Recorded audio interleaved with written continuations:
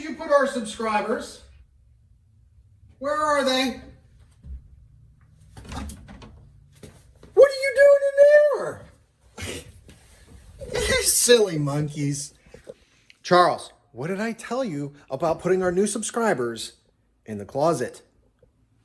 All right, listen. We are going to be cooking today. So we all need to get changed into our cooking outfits, whatever that may be. And you can see now, you will see that this has like a gel-like consistency now. You can't really see it with the sunlight and all that, but yeah, there we go. It has like a gel-like consistency to it. Makes it so much easier to get into the trays. But before we do that, we all need to get dressed into our cooking outfits. So yeah, we can't be dressed up all so nice and stuff while we're cooking with these treats. So see you on the other side. Alrighty. Okay, so we are geared up. Day 2, baby. Now, the best way to do this is to use a Ziploc.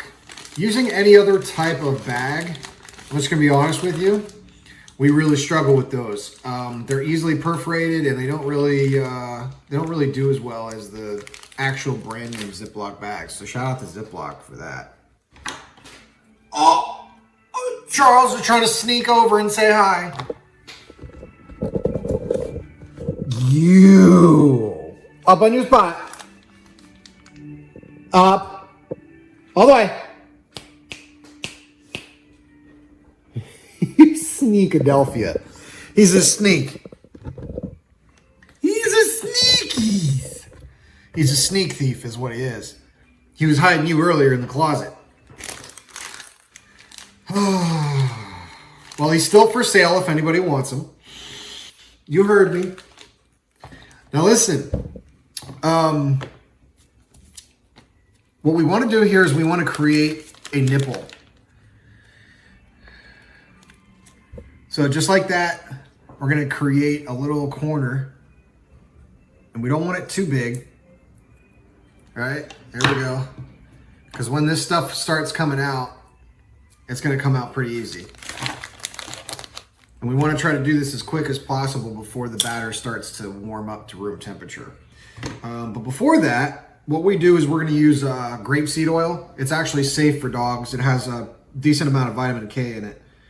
And it's really good because its molecular structure doesn't change when you put it in the oven and it heats up to high temperatures. It's a very heat resistant, grapeseed oil is a very heat resistant oil, and it's very helpful in getting these trays prepared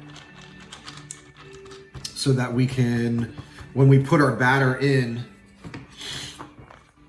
it doesn't stick to the bottoms when we're baking it, and then when we go to take it out, you'll see how it's much easier to get the treats in and out. Now, if you tried to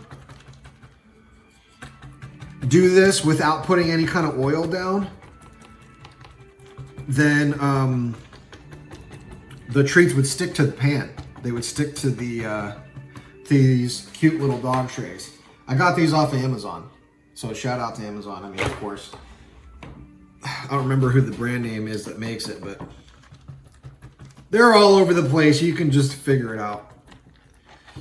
But same type of thing, right? You don't need piping. You don't need any of that junk. I tried using gloves and specialized nipples at the end and all that kind of stuff, but at the end of the day, it was taking up too much time. And if you put too much in each little thing, I'll show you. See that? Right? I don't want to do this all one-handed, but you get the point, right? You just squeeze those in there. And any kind of overflow, that's what we have this little white spatula for, and we'll use that to scrape the top of it. But anyway. So yeah, this oil will, some of it will become part of your product, and that's not a problem. Honestly, it's not a problem. But what this will do is when the oil bakes off, it'll create a nice glazed layer over the top of your treat. And it'll make it bake evenly. That's the nice thing about these types of baking oils, is it really makes the treat much easier to bake with. That's what I've come to find out. Anyway, going back to Stella Adler, we get so consumed, and I was the chief Pharisee in this. I was so consumed with the big picture, trying to think, oh, how can I make this product so important that other people would buy it? And I realized, it's not a product. It's how you make people feel. It's how you make people feel about your brand. It's how you make people feel about you as a person, the person selling them a product. And at the end of the day, we're all human beings, and we all want to have some type of connection with something that is authentic, that's genuine, right? I mean, let's be honest. There's something unique about joining somebody at the beginning of their entrepreneur journey. I've had to overcome everything. I've had to overcome homelessness.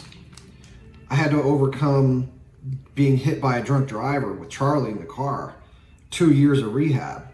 I had to overcome losing custody of my kids and suicidal depression and PTSD from the military. So the product isn't just the treat. The product is you. The product is who you're becoming. The product is who you've had to be, your own resilience that got you to the point that you finally decided to test yourself in the market. That's the product. That's the journey that makes this whole process worthwhile. Once we get done with this first tray, then I'll join you on the other side of the baking process after we get this in the oven. We preheated the oven to about 400 degrees. We want this to bake all the way through. You want your treats, especially dog treats, any type of dried baked treat, you want to make sure it's baked all the way through.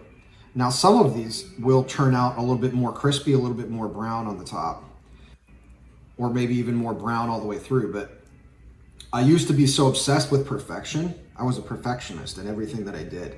And that was about acceptance. I wanted people to accept me. I wanted everything to be perfect so that there was no reason for somebody to reject or criticize me. But not anymore. Not anymore. I've realized, you realize when you're reading a book like The Art of Acting by Stella Adler,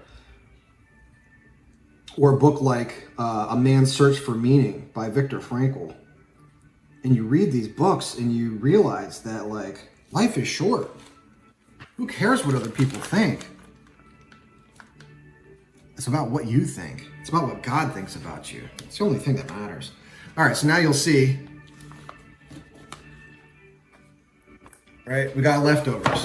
So this is why we get these other trays ready ahead of time, because what we'll do is, as we're scraping this across, it'll push down into the other parts of this tray. So that way we make sure that we have complete product all the way through. And when I say product, I'm talking about the batter. Batter that's pushed all the way in through each individual imprint for these dog treats. And then you'll see the leftovers here. What we'll do is we'll just scrape that up, and then we're gonna make sure it gets into the next tray. This is what we want. If you can see this, it's a little bit murky, but we want these to be raised up. You raise me up. Crack that open real quick so you can see. That's what we want. 400 degrees, 25 minutes. Now, we're gonna lift this up a little bit so you can see my face a little bit better. So the products, why did I choose, that's the prevailing question, right? Why did I choose the resources or the ingredients that I did? Well, tell you a quick story, and it'll relate to some of the YouTube shorts that you see on this channel. I was at the park today,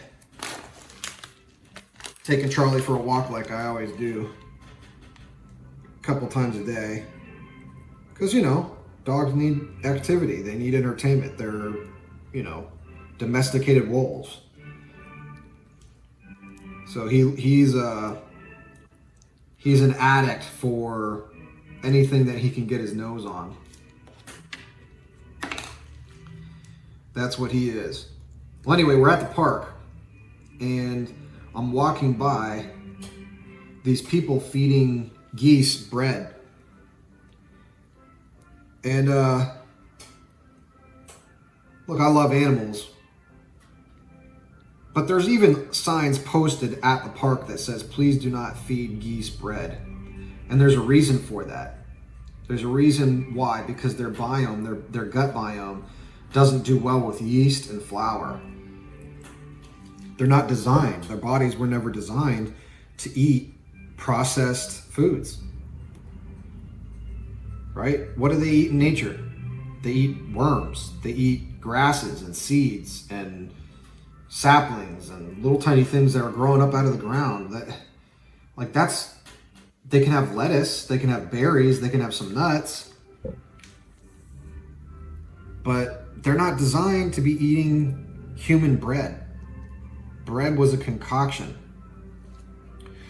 So let's talk about flour. So the reason why I chose almond flour for my dog treat is because what I wanted to do is I wanted to try to create a treat that would essentially replicate what dogs would have gotten in a wild environment at their most optimal capacity. What I mean to say is, if a dog had the best diet possible, what would be in it? Well, they're carnivores by nature. Can they eat vegetables and fruits? Yes. That's not their primary diet. Their primary diet was eating. They're a carnivore. And so when they were eating, they didn't waste a lot in nature, right? Wolves don't waste a lot. They'll eat everything, including bones, tendons, ligaments, hides, organs, organ meat, right? That's what dogs would get in nature.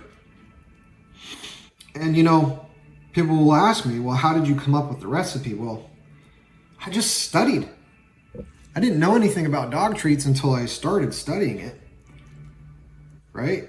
And it took me a while. It took me a couple years to figure out exactly what I wanted in my recipe based off of what was the most optimal for a dog.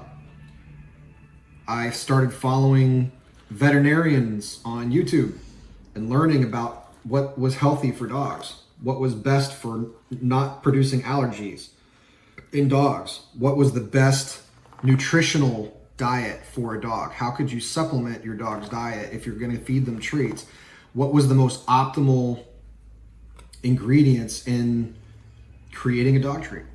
I attended a seminar for dog treats online called Pastries for Pets.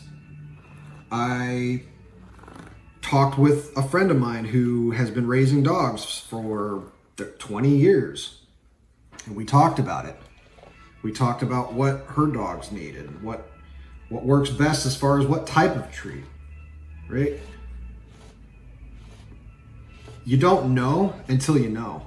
And you don't know until you try to find out. They get out of the oven. They should be raised up just a little bit above the tray. See that? That's what you want to see. Just perfectly right above. Now this one has been drying off for a while, cooling off, let's say. And then what we're gonna do is we're gonna turn this thing over. Whoop. Put you in the neck. And then we will try to flop these things out. Get that one out. Get the other edge out. Come on now. Come on. All right. Ah! Whoops.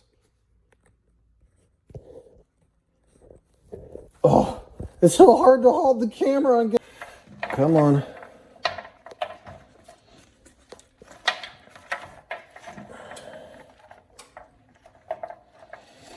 Come on. Come on.